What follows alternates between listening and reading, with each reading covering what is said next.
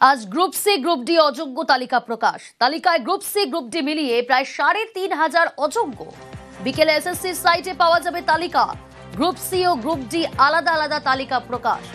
সন্ধ্যের পর নয়া বিজ্ঞপ্তি অনুযায়ী আবেদন প্রক্রিয়া। গ্রুপ সি গ্রুপ ডির আবেদন প্রক্রিয়া শুরু করবে এসএসসি। আজ গ্রুপ সি গ্রুপ ডি অযোগ্য তালিকা প্রকাশ। তালিকায় গ্রুপ সি গ্রুপ ডি মিলিয়ে প্রায় ৩,৫০০ অযোগ্য।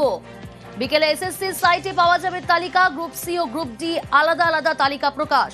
সন্ধ্যের পর নয়া বিজ্ঞপ্তি অনুযায়ী আবেদন প্রক্রিয়া। গ্রুপ সি গ্রুপ ডির আবেদন প্রক্রিয়া শুরু করবে এসএসসি। অযোগ্যরা নয়া নিয়োগে আবেদন করতে পারবেন না, আলাদা করে নির্দেশিকা দিয়ে জানাবে এসএসসি।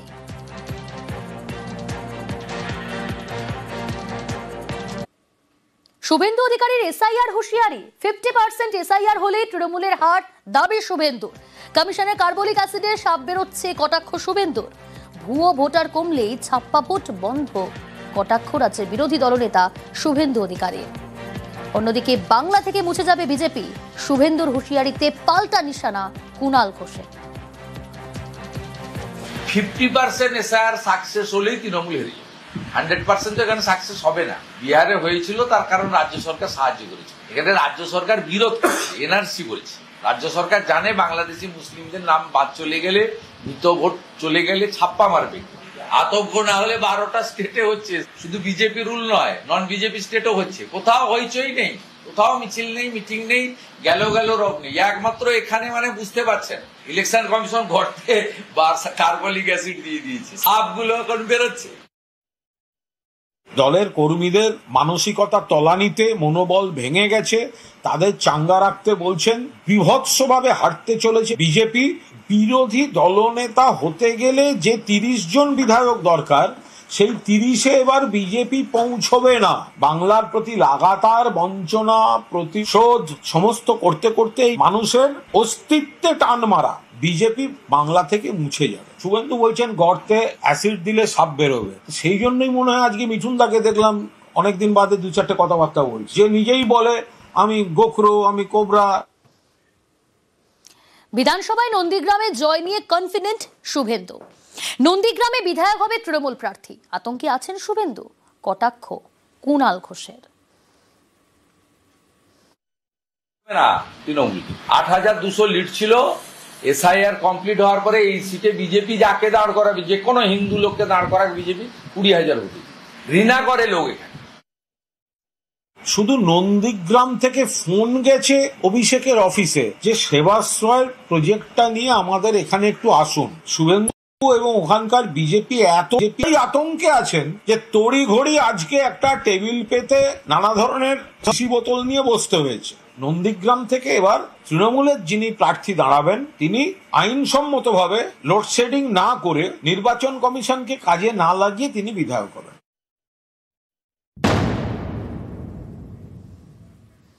এসআইআর চালু হতেই বাংলাদেশে পালানোর হিড়িক। শিলিগুড়ির পানি ট্যাঙ্কি থেকে গ্রেফতার এক বাংলাদেশি। উত্তর 24 পরগনার স্বরূপনগরের বিথারি সীমান্ত থেকে জালে 38।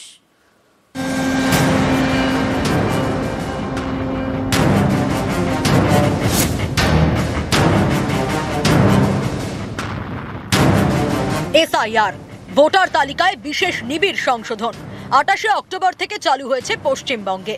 এরপর থেকেই বাংলাদেশে পালানোর হিড়িক। তার জেরেই সীমান্ত থেকে একের পর এক গ্রেপ্তার। শিলিগুড়ির খড়িবাড়িতে পানি ট্যাঙ্কি, ভারত নেপাল সীমান্ত। রবিবার এখান থেকেই গ্রেপ্তার হিমেল চন্দ্র রায়। তার কাছ থেকে উদ্ধার হয়েছে বাংলাদেশের নাগরিক পরিচয়পত্র, মিলেছে ভারতের আধার কার্ডও। হিমেলকে জেরা করে পুলিশ জানতে পেরেছে তিনি বাংলাদেশের দিনাজপুরের বাসিন্দা।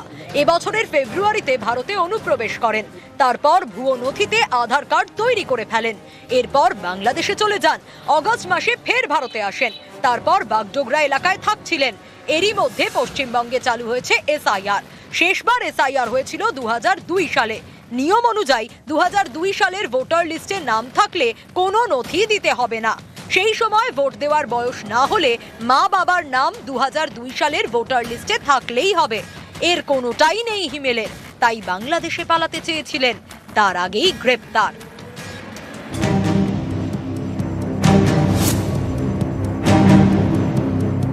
উত্তর 24 পরগনার স্বরূপনগরের বিথারি সীমান্ত শনিবার বাংলাদেশে পালানোর সময় গ্রেপ্তার 38 জন। এরা সকলেই বেশ কয়েক বছর আগে অবৈধভাবে ভারতে ঢোকেন। পশ্চিমবঙ্গে এসআইআর চালু হতেই মনে ভয় ঢোকে, বাংলাদেশে পালানোর চেষ্টা করেন। তখনই বিথারি সীমান্তে 38 জনকে ধরে বিএসএফ, তুলে দেয় পুলিশের হাতে। শিলিগুড়ি থেকে বিশ্বজিৎ মিশ্র এবং উত্তর 24 পরগনা থেকে অনুপম সাহা, নিউজ 18 বাংলা।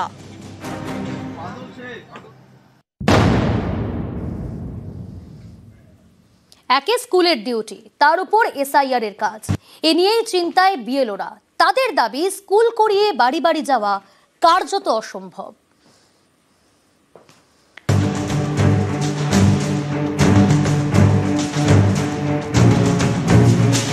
পশ্চিমবঙ্গে চালু হয়েছে এসআইআর। শনিবার থেকে শুরু হয়েছে বিএলওদের ট্রেনিং, চলবে সোমবার পর্যন্ত। মঙ্গলবার থেকে বাড়ি বাড়ি যাবেন বিএলওদের দাবি। ট্রেনিং এর সময় নির্বাচন কমিশন জানিয়েছে স্কুলের ডিউটির পর এসআইআর এর কাজ করতে হবে। এতে আপত্তি তুলেছেন বিএলওদের অনেকেই, যেমন বাঁকুড়ায়। রবিবার এখানে ছিল বিএলওদের ট্রেনিং। তাদের দাবি, স্কুল করে এসআইআর এর কাজে বাড়ি বাড়ি যাওয়া অসম্ভব। চাপ তো বটেই, কারণ স্কুল সামলানোর পর আবার যদি বাড়ি যেতে হয় এরকম হয় তাহলে তো চাপ আছেই। স্কুল ডিউটি করে যাওয়া সম্ভব নয়। জলপাইগুড়িতে এদিন বিএলওদের প্রশিক্ষণ দেওয়া হয়। এখানেও চিন্তায় বিএলওরা। স্কুলের কাজ সামলে এসআইআর এর কাজ কিভাবে সম্ভব, প্রশ্ন তুলেছেন অনেকেই। একটা প্রধান শিক্ষকের তো স্কুলে অনেক কাজ থাকে, আমাদের স্কুল করে আবার এই কাজও করা সম্ভব নয়, এই কাজ করে আবার স্কুল করাও সম্ভব নয়। আমরা এখন মাঝখানে এমন চাপে পড়ে গেলাম, আমরা খুব টেনশনে আছি এই নিয়ে। পশ্চিম মেদিনীপুরের চন্দ্রকোনার 2 নম্বর নীলগঞ্জ প্রাথমিক বিদ্যালয়। এই স্কুলে 2 জন শিক্ষক, 1 জন পার্শ্ব শিক্ষক। 2 জন শিক্ষকই বিএলও, তাই স্কুল চালানো নিয়ে তারা চিন্তায়। আমাদের স্কুলে ছাত্রছাত্রীর সংখ্যা রয়েছে 47 জন। আমরা এখানে 2 জন স্থায়ী শিক্ষক এবং 1 জন পার্শ্ব শিক্ষক রয়েছে। 2 জন স্থায়ী শিক্ষক, 2 জনই বিএলওর কাজে নিযুক্ত হয়েছি। যা অর্ডার পাচ্ছি, সেখানে 4 নভেম্বর থেকে 4 ডিসেম্বর পর্যন্ত বাড়ি বাড়ি আমাদেরকে এনুমারেশন ফর্ম বিলি করতে হবে, আবার কালেক্ট করতে হবে। আমরা সেক্ষেত্রে স্কুলে আসতে পারবো না। অভিভাবকদের প্রশ্নের মুখে পড়তে হচ্ছে। তারা বলছে, আপনারা যদি 2 জনেই চলে যান স্কুল থেকে, ডিসেম্বরে এখানে বার্ষিক পরীক্ষা, তারা কি করে পারফর্ম করবে? এ নিয়ে আমরা খুব চিন্তার মধ্যে রয়েছি। টিচাররা 11টা থেকে 4টে পর্যন্ত, বা প্রাইমারি স্কুল হলো 11টা থেকে 3টে পর্যন্ত যে স্কুল আওয়ার থাকে, সেই স্কুল আওয়ারে স্কুল করবেন এবং স্কুল ছুটির পরে ওনারা বিকেলের দিকে বিএলওর যে কাজগুলো আছে, যে কাজগুলো ওনাদের নির্ধারিত করা হয়েছে, সেই কাজগুলো ওনারা করবেন। স্কুলের পড়াশোনা ক্ষতি হওয়ার কোনো সম্ভাবনা আছে বলে আমি মনে করি না।